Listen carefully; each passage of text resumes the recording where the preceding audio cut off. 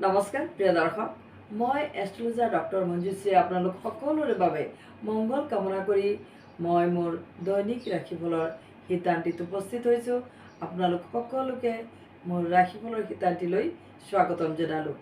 আজি 1947 শকাব্দৰ আষাৰ মাহৰ 3 দিন, ইংৰাজী 18 জুন। আজি সূৰ্য উদয় 4:54:26। সূৰ্য অস্ত 6:20:28। আজি বুধবাৰ, কৃষ্ণপক্ষৰ সপ্তমী তিথি, পূৰ্ব ভাদ্ৰপদ নক্ষত্ৰ, আয়ুষ্মান যোগ, প্ৰীতি যোগ ইত্যাদি ভাল ভাল যুগৰ আজি সংযোগ। আৰু যিসকল সৌভাগ্যৱান জাতক জাতিকাই আজিৰ দিনটোত জন্মগ্ৰহণ কৰিব, তেওঁলোকৰ কুম্ভ ৰাশি, বৈশ্য বৰ্ণ, মতান্তৰে ক্ষুদ্ৰ বৰ্ণ, নৰগণ, অষ্টোত্তৰী ৰাহুৰ আৰু বিংশোত্তৰী বৃহস্পতিৰ দশা থাকিব। প্ৰিয় দৰ্শক, আপোনাৰ কন্যা সন্তানটিয়ে যদি প্ৰেম ভালপোৱাত পৰি মতিভ্ৰম হৈছে, তেনেহ'লে তেওঁক টানকৈ একো কথা নক'ব। গালি শপনি তেনেকুৱা ধৰণৰ ব্যৱহাৰ তেওঁলোকৰ লগত নকৰিব। প্ৰথমতে আপোনাৰ ঘৰত বাস্তু দোষৰ সমাধান কৰি লওক, কাৰণ বাস্তু দোষ যদি হয় ঘৰখনত, তেনেহ'লে সন্তানৰ মতিভ্ৰম হয়, সন্তান বিপথে পৰিচালিত হয়, অস্থিৰতা, তেওঁলোকৰ মন বেয়া, তেওঁলোকৰ ডিপ্ৰেশ্যন, বিভিন্ন ৰকমৰ চিকাৰ হয়। সেয়েহে গতিকে বাস্তু দোষে মানুহক ভুলৰ ফালে আগুৱাই যেতিয়া লৈ যায়, ঘৰৰ বাস্তু সঠিক নহ'লে সন্তানেও ভুলৰ সিদ্ধান্ত ল'ব পাৰে। ঘৰৰ পৰা কেতিয়াবা হয়তো পলাই গ'ল বা কিছুমান অবৈধ কাম কৰিবলৈ বাধ্য হৈ গ'ল। অবৈধ কামবিলাকো তেনেকুৱা অৱস্থাত কৰিব পাৰে। তেনে অৱস্থাত প্ৰথমে আপোনাৰ কন্যা সন্তানটিৰ কোঠালিটো আপোনাৰ যি বেডৰুম আছে তাৰ পূৰ্ব দিশত তাতে স্থাপন কৰক আৰু তাতে শুবলৈ দিয়ক, বা আপোনাৰ লগতে আপুনি স্থান দিয়ক, একেলগে শুৱক। ৰুমটোত যদি আপুনি পূৰ্ব দিশত ব্যৱস্থা কৰি দিয়ে, তেনেহ'লে ৰুমটো ধুনীয়াকৈ পেইণ্টিংছ আদি লগাই আকৰ্ষণীয় বস্তুৰে সজাই দিব। ইয়াৰ দ্বাৰা আত্মবিশ্বাসৰ উৎপন্ন হ'ব। আৰু গাঢ় ৰঙৰ পৰ্দা দি নিদিব। গাঢ় ৰং, বহুত বেছি ডিপ কালাৰ তেনেকুৱা ব্যৱহাৰ নকৰিব।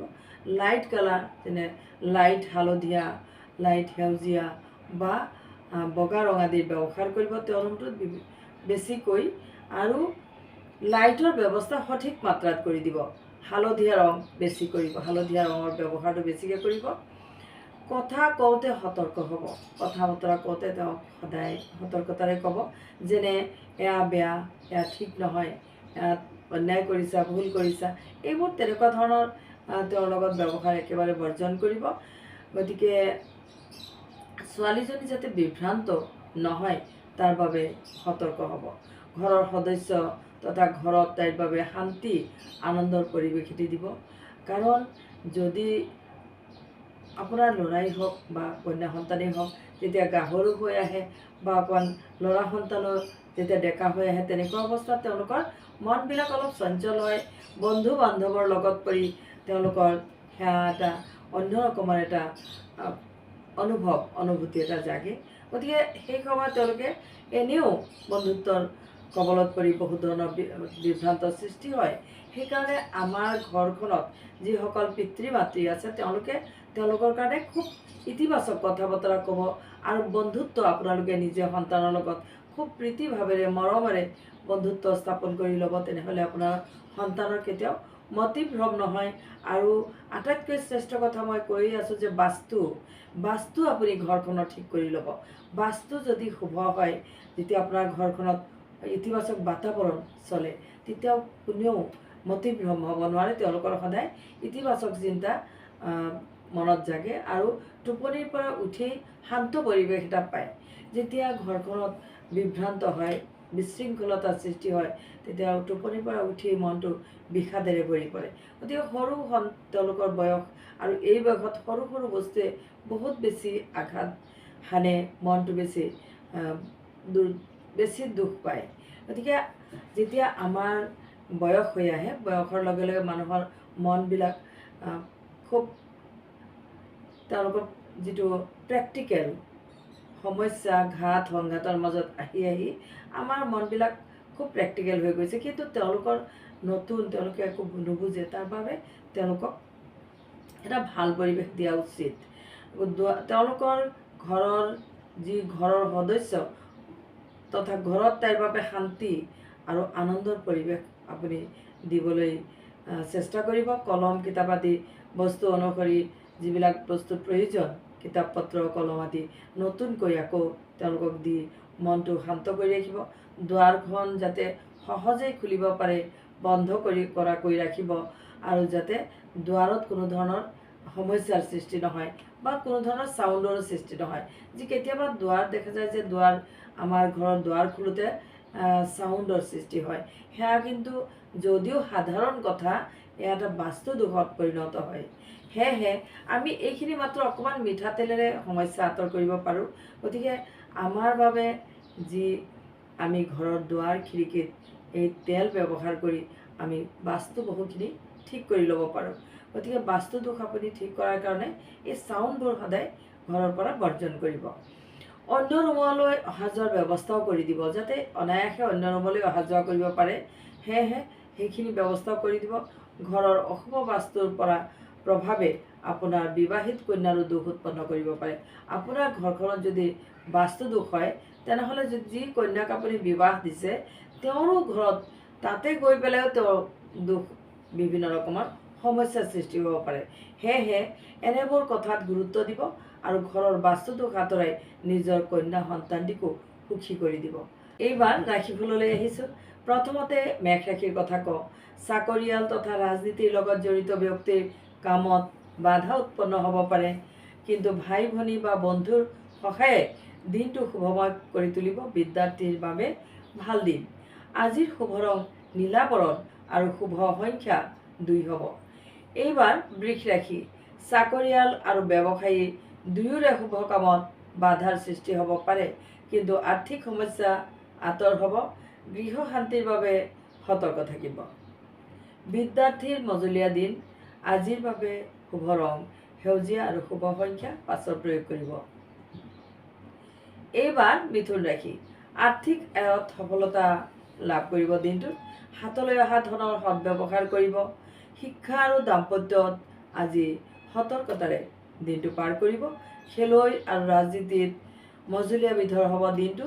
আজিৰ শুভ ৰং বেঙুনীয়া আৰু শুভ সংখ্যা 6 ব্যৱহাৰ কৰিব। এইবাৰ কৰ্কট ৰাশি। আত্মীয় বা অতিথি আগমনে আনন্দ প্ৰদান কৰিব। আয় বৃদ্ধি হ'ব, কিন্তু লেনদেনত সতৰ্ক থাকিব। শৰীৰৰ যত্ন ল'ব। মানসিক স্বাস্থ্যৰো যত্ন ল'ব। ভ্ৰমণত পুৰুষতকৈ মহিলা জাতিকাৰ শান্তিপ্ৰিয় দিনটো থাকিব। আজিৰ বাবে শুভ ৰং সেউজীয়া আৰু শুভ সংখ্যা 2 হ'ব। এইবাৰ সিংহ ৰাশি। শিল্পী, সাহিত্যিক তথা বুদ্ধিজীৱীৰ অনুকূল সময়। আত্মীয়ৰ সৈতে মধুৰ সম্পৰ্ক গঢ়ি উঠিব। আত্মবিশ্বাস আৰু মনোবল উচ্চ স্থানত আৰোহণ কৰিব। আজিৰ শুভ ৰং ঘিউ বৰণ আৰু শুভ সংখ্যা 1 প্ৰয়োগ কৰিব। এইবাৰ কন্যা ৰাশি। গুৰুস্থানীয় ব্যক্তিৰ পৰামৰ্শই উপকৃত কৰিব। সামাজিক মৰ্যাদা বৃদ্ধি হ'ব। বন্ধুৰ সৈতে মনোমালিন্য আজিৰ দিনটোত বৰ্জন কৰি চলিব। পতি পত্নীৰ মাজত সুসম্পৰ্ক স্থাপন হ'ব। আজিৰ শুভ ৰং ৰূপালী আৰু শুভ সংখ্যা 7 প্ৰয়োগ কৰিব। এইবাৰ তুলা ৰাশি। শিক্ষা তথা সৰু সুৰা অসুখে আমনি দিব, কিন্তু ৰাজনীতিৰ লগত জড়িত লোকে সফলতা লাভ কৰিব। প্ৰেমিক প্ৰেমিকাসকলেও দিনটোত শুভ বাতাবৰণ পাব পাৰিব। বিদ্যাত শুভ দিন। আজিৰ শুভ ৰং আকাশী আৰু শুভ সংখ্যা 8 প্ৰয়োগ কৰিব। এইবাৰ বৃশ্চিক ৰাশি। ঘৰ, মাটি বা স্থাৱৰ সম্পত্তিৰ কাম আজি আৰম্ভ কৰিব পাৰে। আপুনি যিকোনো শুভ কাম আজিৰ দিনটোত হাতত ল'ব পাৰে, সফলতা লাভ কৰিব। ভাতৃবৰ্গৰ সৈতেও সম্পৰ্কৰ উন্নতি হ'ব। আজি আৰ্থিক আয়ত দিনটো মধ্যমীয়া হৈ থাকিব। আজি হালধীয়া ৰং আৰু 2 সংখ্যা ব্যৱহাৰ কৰিব। এইবাৰ ধনুৰাশি। বন্ধুৰ সহায় আৰু মাতৃৰ চূড়ান্ত আশীৰ্বাদে সুখী কৰিব। এলাহ বৰ্জন কৰিব। কৰ্মত মনোযোগ বৃদ্ধি কৰিব। কোনোবা বিদ্বান ব্যক্তিৰ সান্নিধ্য লাভে উপকৃত কৰিব। আজিৰ শুভ ৰং নীলা বৰণ আৰু শুভ সংখ্যা 6 ব্যৱহাৰ কৰিব। এইবাৰ মকৰ ৰাশি। আত্মীয় বন্ধুৰ সহায় লাভ লগতে পাবলগীয়া ধনৰ প্ৰাপ্তিও হ'ব। ক্ৰমে দিনটো উন্নত হ'ব, লগতে সৰু সুৰা ভ্ৰমণো হ'ব পাৰে। প্ৰেম প্ৰীতি আৰু দাম্পত্যত সততা বজাই ৰাখিব। আজি শুভ ৰং হিচাপে ৰঙচুৱা ৰং আৰু শুভ সংখ্যা 6 সংখ্যা ব্যৱহাৰ কৰি সৌভাগ্য প্ৰাপ্তি কৰক। এইবাৰ কুম্ভ ৰাশি। ব্যৱসায়ী লোকৰ কষ্টসাধ্য দিন বিদ্যাৰ্থীৰ সুকলমে পাৰ হ'ব, লগতে সন্তানৰ সাফল্যই মনত আনন্দ দিব। শত্ৰুপক্ষৰ পৰা সাৱধানতা অৱলম্বন কৰিব। আজিৰ শুভ ৰং পীতবৰণ আৰু শুভ সংখ্যা 8 প্ৰয়োগ কৰিব। শেষৰ ৰাশি মীন ৰাশিৰ কথা কওঁ। সমাজৰ নাম যশ আৰু প্ৰতিপত্তি লাভ কৰিবলৈ সক্ষম হ'ব। আজিৰ দিনটোত সৰু সুৰা দান ৰাতিপুৱা ভাগতে আপুনি আগবঢ়াব। যদি আপুনি ভিকাৰীক আজি ভোজনী দান কৰে, লগতে অকণমান দক্ষিণা দিব, ইয়াৰ ফলাফল ভৱিষ্যতলৈও ভাল হ'ব। কৰ্মটো সঠিক সিদ্ধান্ত হ'ব। প্ৰেম প্ৰণয়ত শুভ ফল লাভ কৰিব। ভ্ৰমণত বাধা আৰু অৰ্থব্যয় হ'ব পাৰে, সেয়েহে সতৰ্ক হৈ থাকিব। আজি মুগা বৰণ আৰু শুভ সংখ্যা 3 হ'ব। প্ৰিয় দৰ্শক, আজিৰ বাবে প্ৰস্তুত কৰা ৰাশিফল ইমানতে শেষ হ'ল। আপোনালোকে যিকোনো সমস্যাৰ বাবে মোক লগ কৰিব পাৰে। তাৰ বাবে মই এটি নম্বৰ কৈ দিছোঁ। নাম্বাৰটো হৈছে 9864132108। আন এটা নম্বৰ হৈছে 9864295755। আপোনালোকে যদি ভাবে অনলাইন চাব পাৰিব। অনলাইনত আপোনালোকে অডিঅ' বা ভিডিঅ' কল যিকোনো দৰে আপুনি চাব পাৰিব। গতিকে আপোনালোকে নিজৰ জন্ম তাৰিখ, জন্ম সময়, জন্ম চন আৰু জন্মস্থান লিখি হোৱাটছএপত পঠিয়াই দিব একেটা নম্বৰত, আৰু সকলোখিনি বিতংভাৱে আপুনি জানিব পাৰিব। ধন্যবাদ।